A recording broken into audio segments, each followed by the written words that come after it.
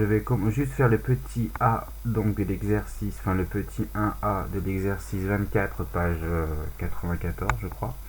Alors ici donc il faut déterminer le tableau de signes des fonctions affines. En fait donc dans le cours j'appelais ça donc des expressions du type ax plus b, donc on voit bien que c'est du type ax plus b ici, et en fait les expressions du type ax plus b sont des fonctions affines. Donc il faut donner le tableau de signes. Donc c'est ce qu'on a vu. Donc si vous voulez revoir l'exercice méthode pour comment on fait un tableau de signes. Donc un tableau de signes, on va donc ça se fait en deux étapes. Ok. Donc l'étape 1, on résout l'équation donc 2x plus 3 supérieur à 0. Donc je vais déterminer quand est-ce que c'est positif. Donc là je résous donc ça normalement vous savez faire. Ensuite, je vais donc à l'aide de cette une équation que j'ai résolue, déterminer le tableau de signes, d'accord. Alors, je trace un tableau avec deux lignes, comme ça, une ligne avec x, donc j'ai oublié de mettre ici, donc, pardon, avec deux lignes, il y a donc,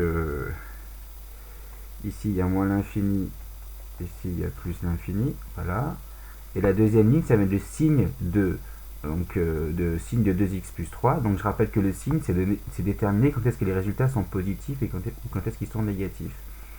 Donc là, je vois que quand j'ai résolu, l'intérêt d'avoir résolu une équation ici, c'est que quand x est supérieur à moins 2 tiers, à moins 3 demi, pardon, quand x est supérieur à moins 3 demi, en fait, ça me dit que le résultat de 2x plus 3, il est supérieur à 0, c'est-à-dire positif. Donc quand x est supérieur à moins 3 sur 2, ici, voilà, quand c'est supérieur là, le résultat, il est positif.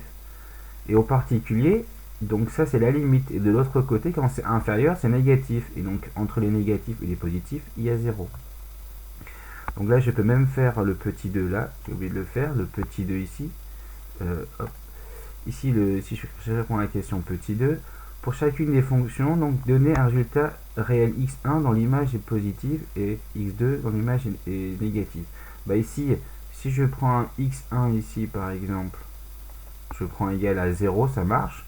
Ou je pourrais prendre n'importe tout ce qui est supérieur à moins 3,5. Hein. Ah, donc ça vaut moins 1,5.